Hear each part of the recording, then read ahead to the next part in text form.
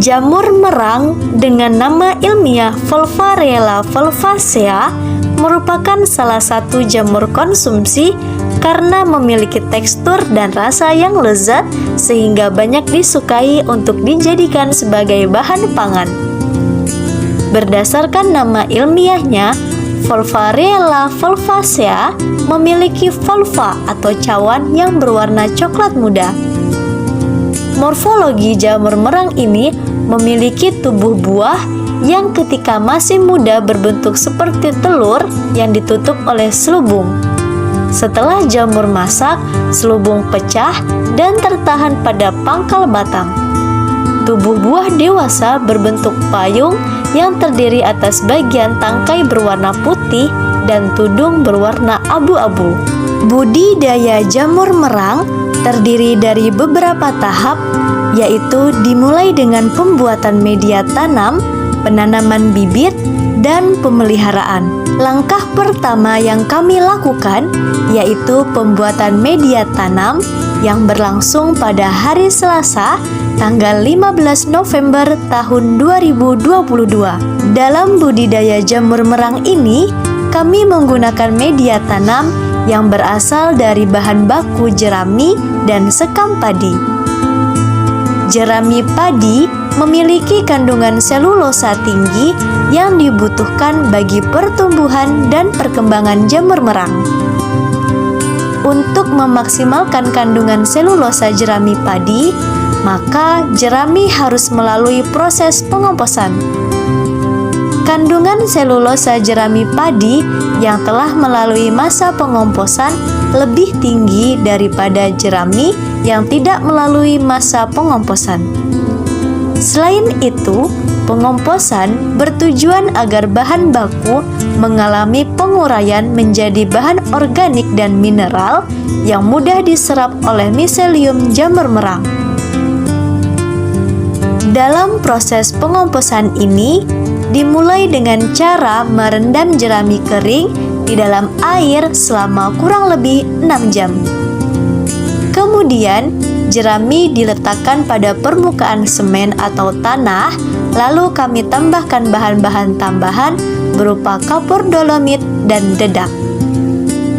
Kapur dolomit memiliki fungsi untuk menetralkan pH, mengandung unsur kalsium untuk pertumbuhan miselium, dan mineral berupa magnesium, ferum, kalsium, mangan, dan zinc.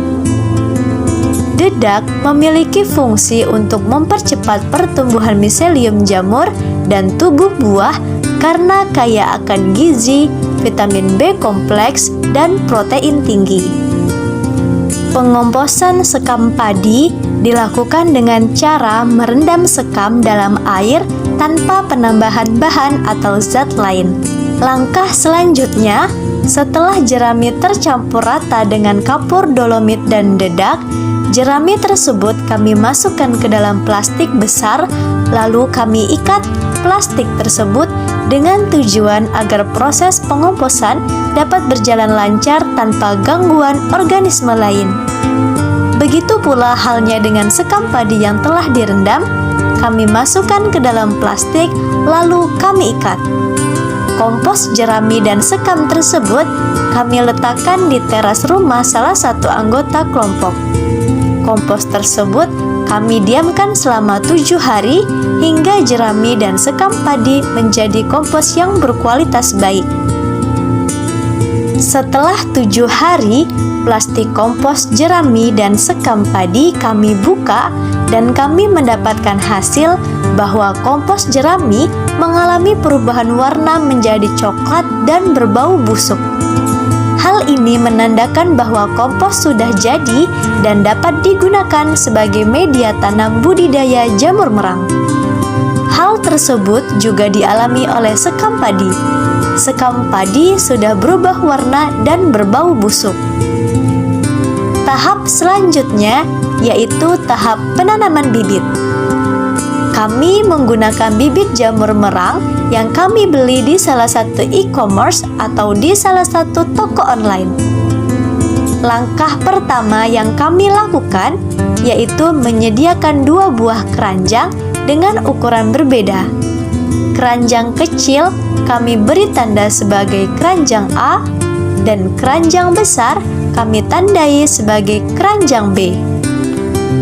Selanjutnya, kami ambil sekam padi, lalu kami letakkan pada bagian dasar keranjang. Setelah itu, pada bagian atas kami letakkan jerami padi dan kami susun sedemikian rupa hingga media tanam menjadi padat.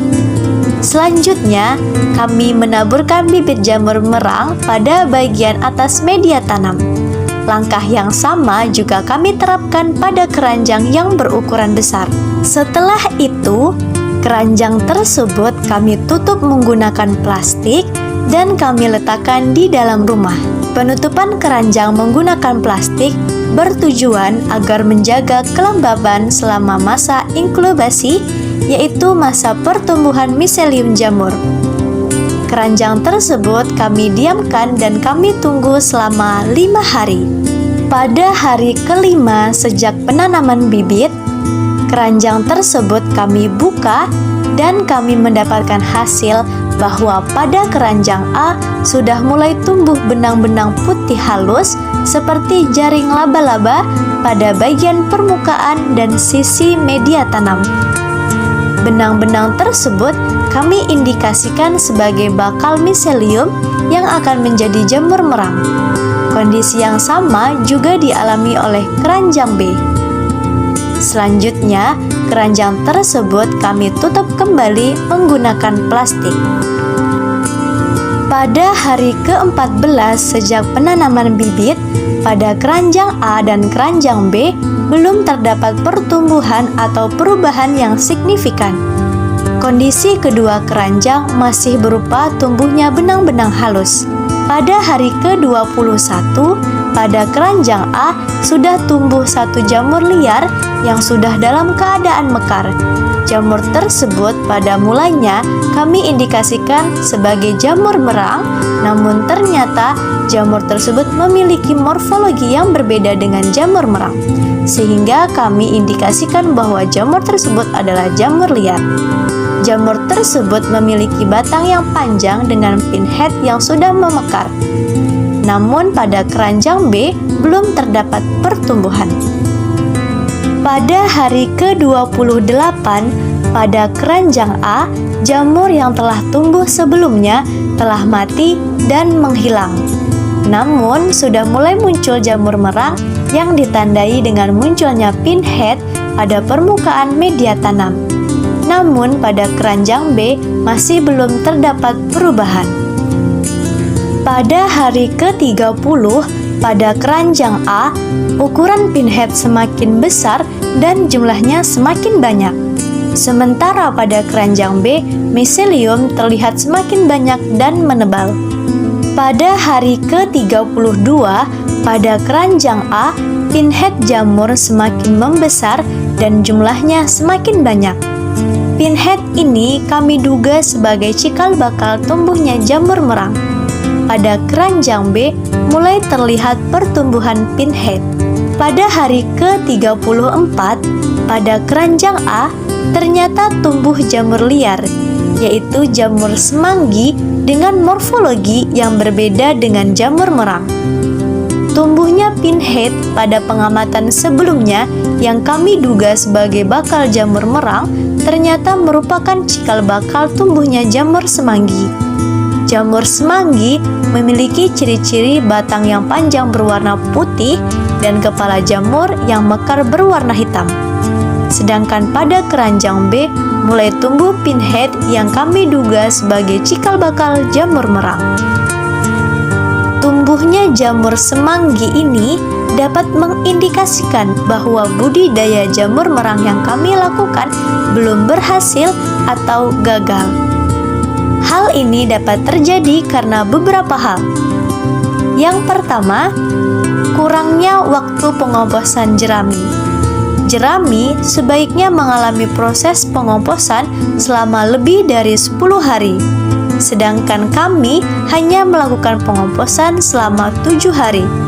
Selain itu, jerami yang digunakan dalam keadaan setengah kering karena beriringan dengan terjadinya musim hujan sehingga kami kesulitan untuk mengeringkan jerami. Alasan selanjutnya yaitu kurangnya nutrisi yang digunakan.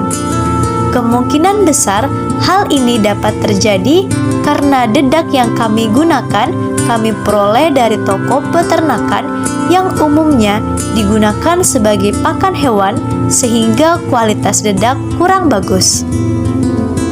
Alasan berikutnya yaitu kurangnya ketebalan media tanam yang kami gunakan.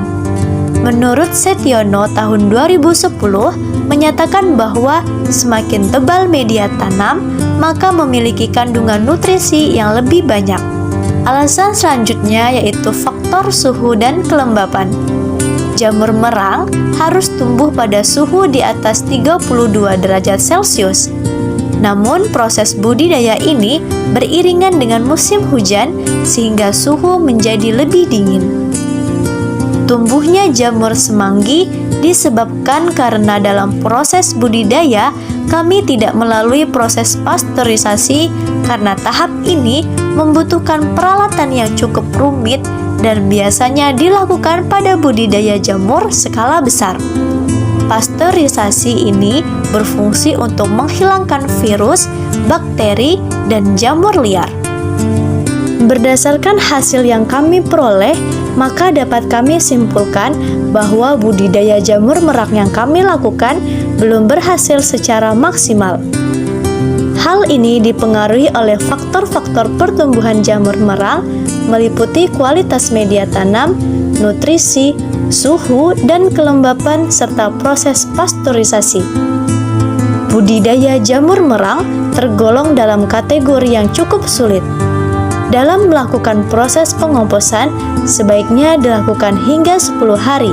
Selain itu, pelaku budidaya juga harus memperhatikan kualitas bibit yang digunakan, pengaturan nutrisi, kondisi suhu, dan kelembapan, serta harus melalui proses pasteurisasi dengan tujuan membunuh keberadaan organisme lain seperti semut dan jamur liar. Keberadaan jamur liar dapat menyebabkan pertumbuhan jamur merang terganggu.